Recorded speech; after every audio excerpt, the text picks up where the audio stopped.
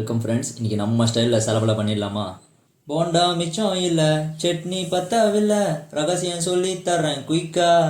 பெருசா கஷ்டம் இல்லை, ருசியும் உச்சத்தில், அன்பா மட்டும் சொன்ன ஹைப்பா.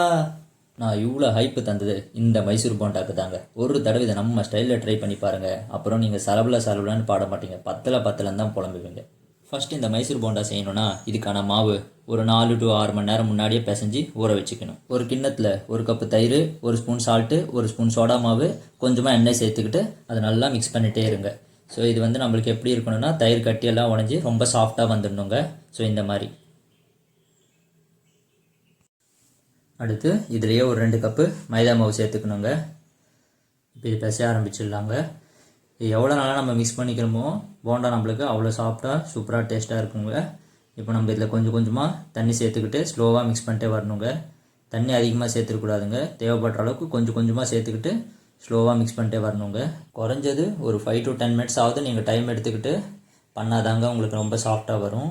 இது எவ்வளோ சாஃப்டாக பண்ணிக்கிறோமோ போண்டா நம்மளுக்கு அவ்வளோ ப்ளஃபியாக இருக்குங்க. பாருங்கள், இந்த மாதிரி சாஃப்டாக வந்தால் போதுமானதுங்க.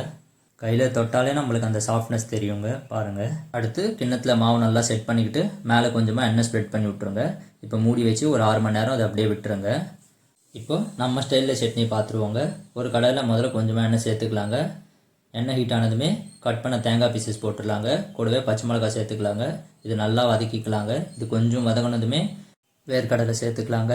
தோல் இல்லாத வேர்க்கடலை சேர்த்துக்கிட்டா நல்லா இருக்குங்க. இப்போ இது நல்லா வதக்கிக்கலாங்க. நல்லா வதங்கினதுமே ஸ்டவ் ஆஃப் பண்ணிவிட்டு சூடாகினதுக்கப்புறம் மிக்ஸி ஜாரில் போட்டு கொஞ்சமாக சால்ட் சேர்த்துக்கோங்க.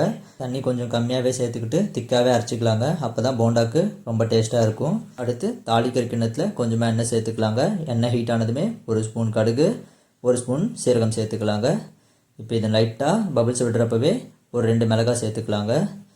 அடுத்து இது வெடிப்பு விடுற டைமில் கொஞ்சமாக கருவேப்பிலை சேர்த்து எடுத்துடலாங்க. இப்போ இதை சட்னியில் சேர்த்துக்கலாங்க. அவ்வளோதாங்க, நம்மளுக்கு சூப்பரான மைசூர் போண்டாக்கான சட்னி ரெடி ஆகிடுச்சுங்க.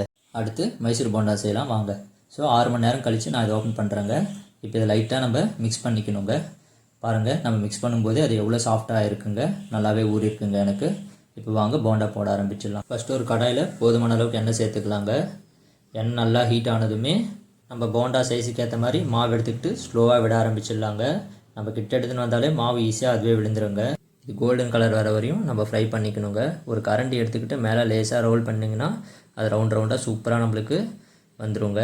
அவ்வளோதாங்க, சூப்பரான மைசூர் போண்டா நம்ம ஸ்டைலில் ரெடி ஆகிடுச்சுங்க. இது ஒரு பிளேட்டில் எடுத்துக்கிட்டு நம்ம சட்னி வச்சு சாப்பிட்டிங்கன்னா சலபலை தாங்க.